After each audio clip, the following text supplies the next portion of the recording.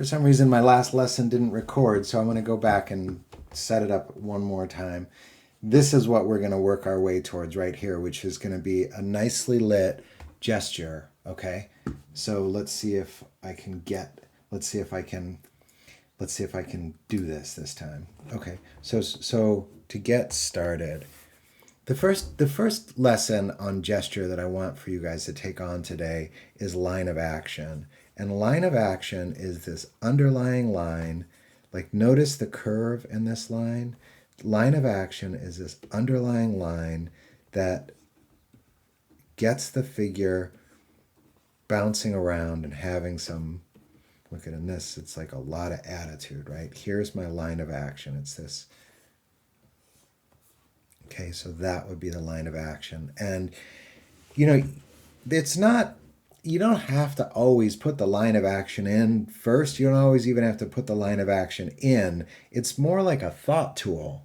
You can put it in if it helps you, but like, for instance, let's say someone is leaping from the ground and they're leaping in this direction. I want to use that leap as a line of action. I want to put the shoulders on here and the head here, and I'm going to construct the body around this leap. Okay, so here I'm drawing a character who's leaping into the air, and that was my line of action. Okay, so here would be another character that's this. I'm going to draw a character that's like really crumpled on the ground. So here's a character that's like, here's my line of action, and they're just like totally crumpled on the ground. And I'll draw the head, and I'll draw the feet, and this character is sitting in this terribly crumpled position. Okay, I provided you with this example, and it's about 4 down in the gestures catalog, and I love the quality of this person's gestures. And so here's a line of action, the fourth one across on the top row. I'm going to draw the fourth one across on the top row, and here's the line of action that kind of motivates this character. He's really stomping, right? It's not just a walk. It's like this great stomping feeling. And so once you've got a line of action developed, and you're like, you can start to feel what the character is doing. Now this character has their head really tucked in.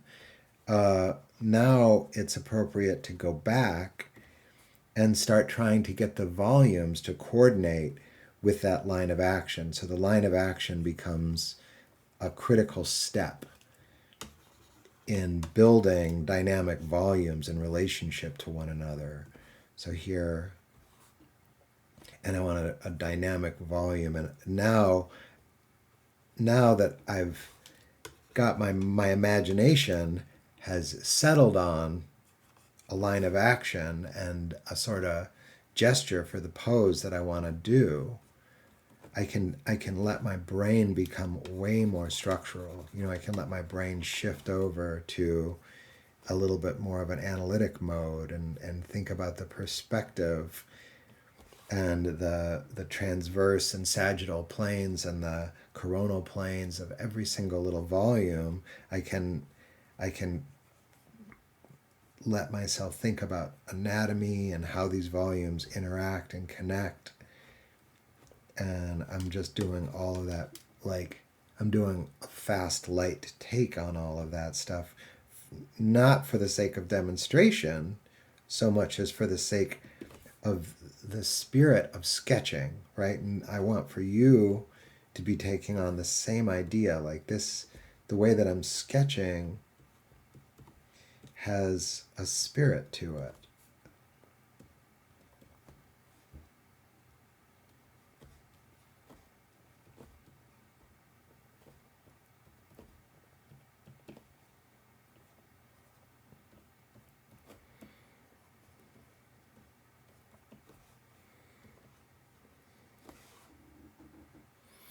Okay, so that's a gesture. And I want to do one more. I want to do the character sitting at the bottom left of the page. And here's their head, and their leg comes way out like this. And I could say that's kind of the line of action, okay? And I could include the arms in the line of action. So you see how the line of action has, the line of action, I would say, has flow, it has feeling. It's the accuracy of it. It's kind of a different kind of accuracy. It's not really an accurate depiction so much as it is a feeling and a feeling depiction. Have you ever hear that line in acting? They're like, once more with feeling. So the gesture is your go-to for feeling. It's where the feeling resides. Here, center line. Here's the shape of that connection.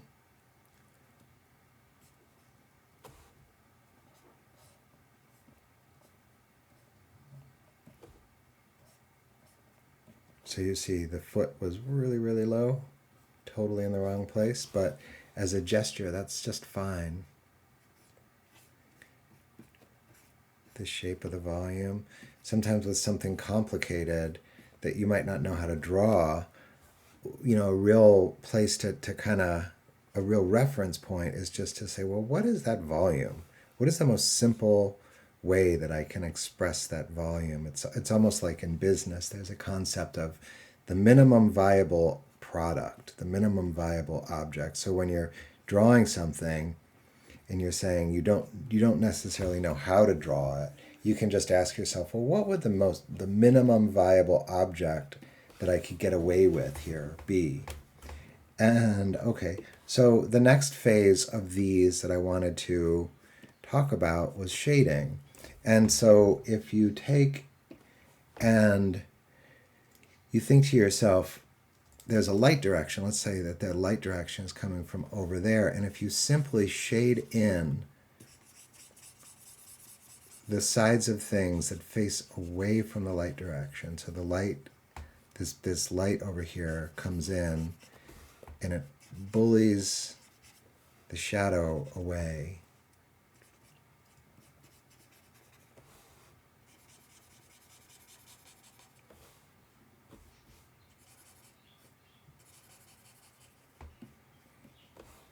Okay, so this is stage one shading, where we're going through and we're darkening everything that's on the far side from wherever the light source is. So the light source is here. So I'm going to darken this because it's on the far side. I'm going to darken this because it's on the side away from where the light is. And actually this would also be on the side away from the light. I'm going to darken this because the light is on the other side. I'm going to darken this. I'm going to darken the underside. I'm going to darken this. I want to darken that. I'm going to darken this. Darkening. Here's the other side. Darkening there. Light can't get on that.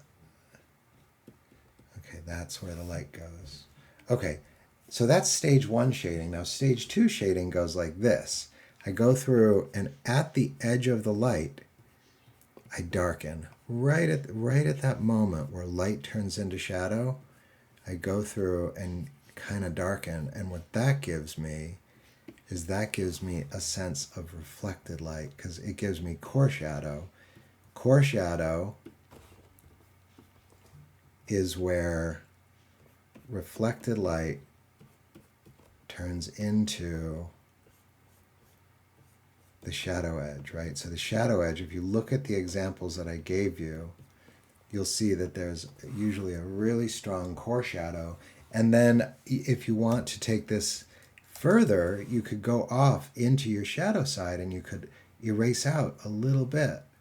And when you do that, it's going to give your shadows a feeling of being lit up, like by reflected lights, right? Like you sometimes have a strong reflected light, like if you're in front of the ocean or something like that. And then the last part of shading is where you have is where you have occlusion, and then there's like no light that can get in there, and that's these areas where like no light gets in these like these little cracks, right?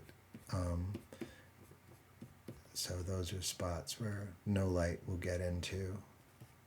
There's a place where no light will get into. Here's a place. Those are all places where no light can get into. Okay, and that makes our figures feel nice and lit, right? That gives us a sense that these guys have a relationship to light. Okay, that'll do it.